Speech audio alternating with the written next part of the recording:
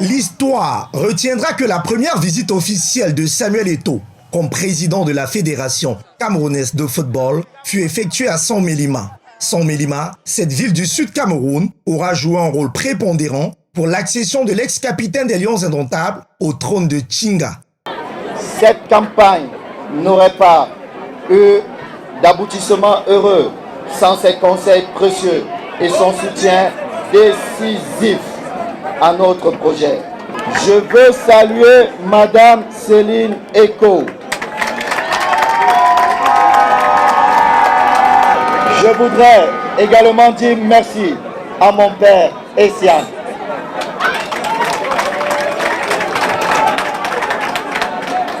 Je sais que j'ai désormais un autre père dans le Dja et Lobo. Ce mercredi 15 décembre, le Pichichi national a donc communié avec les populations du chef-lieu du département du Dja et Lobo. Enfants, jeunes, vieux, hommes et femmes sont venus de tous les coins du sud Cameroun pour célébrer leurs héros.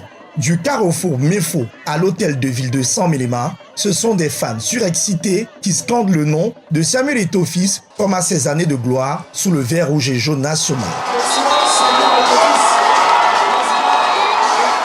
C'est à l'esplanade de l'hôtel de ville de Saint-Mélima qu'aura lieu l'accueil officiel, en présence de l'ambassadeur du Gabon au Cameroun, du préfet du département du Dja et Lobo, du maire de Saint-Mélima, de la première vice-présidente de la FECAFOOT Céline Eko, du président du conseil d'administration de la Colombe du Dja et Lobo, André Noël Essian, et plusieurs autorités administratives traditionnelles et élites locales.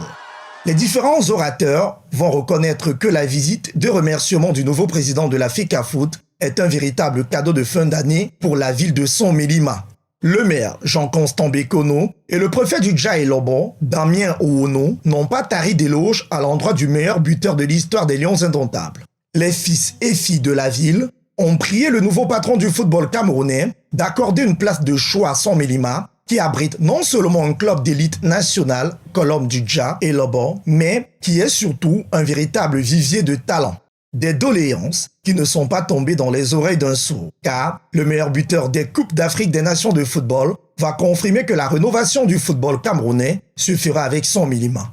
Outre la présence de Céline Eko et d'André Noël Essian, deux fils de la région, dans le nouveau comité exécutif de la FECAFOOT, le président Samuel Eto'o promet la construction d'un stade de football dans la ville de Saint-Mélima.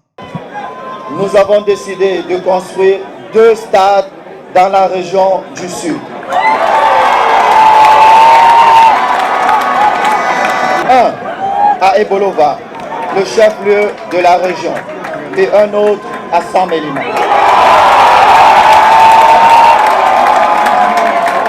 À travers cette visite, Samuel Eto'o fils démontre que son mandat est placé sous le signe de la collégialité, la mutualisation des forces pour l'atteinte efficiente de résultats.